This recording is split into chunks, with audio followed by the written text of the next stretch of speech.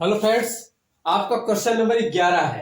11 क्या है? सिद्ध कीजिए कि किसी समतल में स्थित बिंदुओं के समुच्चय में r बराबर p कामा क्यू सच डेट, यानी ऐसा है कि बिंदु p की मूल बिंदु से दूरी बिंदु q की मूल बिंदु से दूरी के समान है। ठीक, द्वारा प्रदत्त संबंध r एक तुल्यता संबंध है। पुनः सिद्ध कीजिए कि बिंदु P is not equal to 0, 0 से संबंधित सभी बिंदुओं का समुच्चय P से होकर जाने वाला एक ऐसे वृत्त को निरूपित करता है जिसका केंद्र मूल बिंदु पर है। तो ठीक है, तो पहले हम लोग काम कर देते हैं, तुल्यता संबंध दिखाएंगे, तब उसके बाद ये वाला सिस्टम आगे दिखाएंगे। अगर हम मान लेते हैं एक कोई आपका प्लेन है, मतलब कि समतल है। क्या ये समतल है? ठीक है, और इसका ओरिजिन पॉइंट मान लेते हैं O है। क्या है ये? O है। और इसका जो बिंदु है 0, 0 है। O थोड़ा सा बड़ा कर देंगे आप लोग, कोई दिक्कत नहीं। ठीक है ना, 0, 0 हुआ। ठीक है, उसमें क्या लिखा हुआ? कह रहा बिंदु P जो है मूल बिंदु P की मूल बिंदु से दूरी, एक कोई बिंदु P है, ये कोई बिंदु P है। फिर कह रहा बिंदु P की मूल बिंदु की दूरी है, ये आपका मूल बिंदु है, ये आपका बिंदु P है की दूरी। फिर बिंदु Q की, कोई बिंदु Q है, ये क्या है आपका? ये Q है। क्या है? Q है। Q की मूल बिंदु से दूरी के समान है। ये कहने का मतलब है कि जो OP है और OQ है, क्या है? OQ की दूरी क्या है? समान है। हम लोग एक काम और कर देते हैं, R मान ले, क्योंकि कुछ काम देगा बाद में ना ये, इसीलिए ये हो गया आपके यहाँ से R, कोई दिक्कत नहीं। अब यहां से लिखेंगे कंडीशन के अनुसार जो आपको दिया है, R बराबर दिया है, मिडिल ब्रैकेट के अंदर क्या दिया है? P कामा Q सच डेट, यानी कि ऐसा है कि। फिर अब देखो OP बराबर क्या है? OQ है, क्योंकि उसमें लिखा हुआ है ना, हमें लिखना पड़ेगा OP बराबर OQ लिखेंगे। क्या लिखेंगे आप? OQ। यहां तक आपने किया? चलिए फिर यहां से एक काम कर देते हैं, हम OP, OQ और OR की बीच की दूरी मान लेते हैं S1। क्या मान ले? S1। देखो ये त्रिज्या के रूप में काम कर रहा है, इसको S2 मान ले, इसको मान लेते हैं S3, कोई दिक्कत? तो देखो यहाँ पर लेट यानी कि माना, इसको नहीं लिखेंगे, मान लेंगे। ठीक है, माना सेट A बराबर, यानी कि समुच्चय A बराबर क्या हुआ?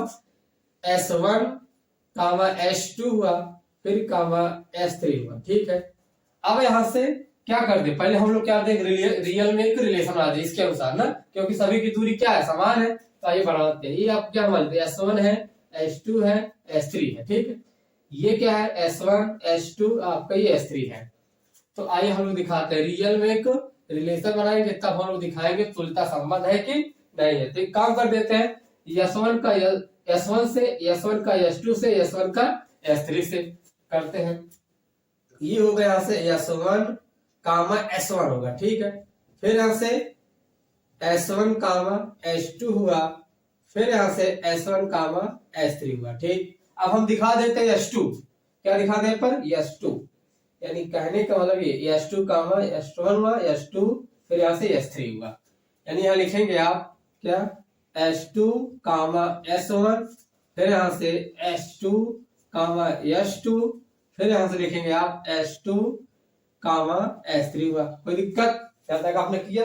अब हम S3 का रिलेशन दिखा देते हैं, S1, S2, S3 से। अब इसका इससे, देखो कैसे, अब इसका इससे और इससे और इससे ना, तो लिखेंगे आप S3। क्या लिखेंगे यहाँ पर?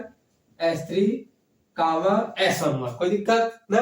फिर यहां से होगा आपके यहाँ से S3 कामा S2 हुआ, फिर यहां से लिखेंगे आप S3 कामा S3 हुआ। ठीक है, ये हो गया आपके यहाँ से रियल में एक रिलेशन हुआ। अब हमें क्या दिखाना है? तुल्यता संबंध। जब तुल्यता संबंध तब दिखा पाएंगे आप इक्विवेलेंस, जब तीनों प्रॉपर्टी को होल्ड करेंगे, यानी कहने का मतलब है स्वतुल्य, सममित तथा संक्रामक। तो पहले हम लोग दिखाएंगे स्वतुल्य। क्या दिखाएंगे? स्वतुल्य। ठीक, यानी कि रिफ्लेक्सिव। स्वतुल्य में क्या होता है? जो आपका संबंध होता है खुद से संबंध होना चाहिए, A comma A belongs to R। तब आप ये देखिए S1 कामा S1 है, फिर यहाँ पर देखिए S2 कामा S2 है, फिर आप यहाँ पर देखिए S3 कामा S3 है ना, खुद से संबंध है, इसका मतलब क्या है? स्वतुल्य है। और जो S1, S2, S3 है तो सेट A में भी है। तो जब एक ही एलिमेंट लेंगे, मतलब एक ही अवयव लेते हैं, इसका मतलब हुआ यहाँ पर लिखेंगे S1, S1 belongs to set A। जो आपका S1 है समुच्चय A में है। ना। तो इसीलिए क्या है आपका ये S1 comma S2 sorry S1 कामा S1 भी क्या है आपका बिलोंग्स टू R है। तो लिखेंगे यहाँ पर, इसलिए R क्या है आपका समतुल्य है। यहाँ पर आप लिखेंगे R क्या है समतुल्य, ठीक है।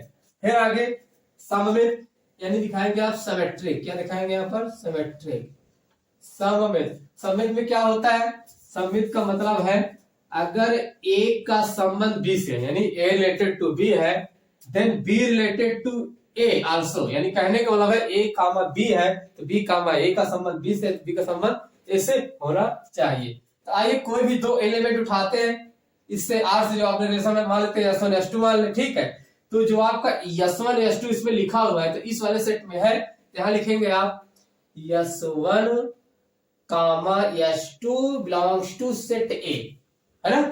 फिर यहां से इसका मतलब है S1 comma S2 belongs to R भी है, और क्या है, और आपका जो है S2 comma S1 belongs to R है, S1 बिलोंग्स टू R है। कहां से देखो, अगर आपका S1 कामा S2 है, ठीक है, तो इसका उल्टा देखो S2 कामा S1 है, ये देखो S2 कामा S1 है, तो इसका मतलब क्या है, ये सममित है, सिमेट्रिक है। तो इसलिए यहाँ पर लिखेंगे R क्या है, R जो आपका है सममित है, यहाँ लिखेंगे R क्या है सममित है, ठीक। आप समझदार हैं, 12th में है। अब आगे संक्रामक, आपको लिखना है, दिखाना है संक्रामक यानी कि ट्रांजिटिव, क्या दिखाना है आपको ट्रांजिटिव। ट्रांजिटिव में क्या होता है, अगर A का संबंध B से है तो B का संबंध C से होना चाहिए। तो इसका मतलब है जो A और B वाला पार्ट है, B वाला कॉमन क्या होता है, कट जाता है, और A कामा C भी क्या होना चाहिए, रिलेशन में होना चाहिए ना। कहने का मतलब है देखो, अगर आपका देखो S1 ये क्या लिखा हो, S1 कामा S2 है, तो कहीं पर देखो S2 कामा S3 है, तो आप ये देखिए S2 कामा क्या है, ये S3 है। अब फिर उसके बाद देखो जो आपका S2 है, ये वाला S2 और ये वाला S2 क्या हो रहा है, कट रहा है। फिर उसके बाद कटने के बाद क्या मिल रहा है आपका, ये S1 और उसके बाद ये आपका S3। अब आप ये देखिए इस रिलेशन में क्या S1 कामा S3 है, तो आप यहाँ पर देखिए कहां पर है S1 कामा S3, सॉरी S1 कामा S3 यहाँ पर है, देखो S1 कामा क्या है आपका ये S3 है। तो इसका मतलब क्या है, इसका मतलब है ट्रांजिटिव है, मतलब कि संक्रामक है। तो आइए दिखाते हैं, यहाँ लिखेंगे S1 कामा S2, उसके बाद क्या होगा यहाँ पर S3 belongs to set A यानी समुच्चय A हुआ। आगे लिखेंगे S1 कामा S2 और क्या है, यहां से S2 comma S3 belongs to R है। एक मिनट और सॉरी हल्का सा यहाँ बिलोंग्स टू R लिखेंगे, ठीक है, क्योंकि रिलेशन लेकर चल रहे हैं ना। ये होगा यहाँ से बिलोंग्स टू R हुआ कामा, फिर आप लिखेंगे S2 comma S3 belongs to R हुआ, ठीक। और क्या है देखो S2 कट रहा है, तो इसका मतलब है यहाँ पर S1 comma S3 belongs to R है। तो लिखेंगे इसलिए R क्या है संक्रामक है, सिमेट्रिक है। इतना आप कर लीजिए, आगे करते हैं।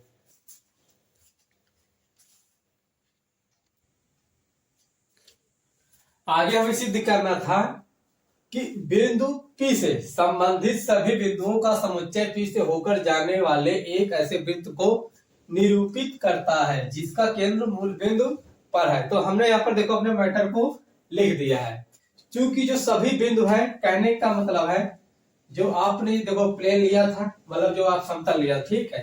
यहाँ पर क्या था आपका, यहाँ पर था ओरिजिन पॉइंट O था, जो आपका क्या है 0,0 है, और इसकी दूरी क्या थी P, ये क्या है आपका Q, और ये है आपका R। सभी की दूरी क्या है, समान है। तो यहीं पर हमने लिखा है, क्या लिखा है, चूंकि सभी बिंदु जो है बिंदु P के अंतर्गत, देखो बिंदु P के अंतर्गत सभी मूल बिंदु से, मूल बिंदु के बराबर है, देखो चाहे बिंदु P हो, Q हो, R हो, मूल बिंदु के क्या है बराबर है, दूरी पर है। इसलिए क्या है, एक त्रिज्या को क्या करता है निरूपित कर, देखो त्रिज्या के रूप में हुआ कि नहीं, तो अतः क्या, जब त्रिज्या के रूप में निरूपित करता है जिसका मतलब क्या हुआ, एक वृत्त हुआ। यही क्या करना था, हमें सिद्ध करना। यानी कहने का मतलब है जैसे इसकी दूरी, इसकी दूरी, इसकी दूरी और इसकी दूरी बराबर है, जब हम चारों तरफ से घुमाएंगे तो क्या बनेगा, एक सर्कल बनेगा, एक वृत्त बनेगा। यही चीज हमें क्या करना था, प्रूफ करना था, है प्रूफ। Thank you.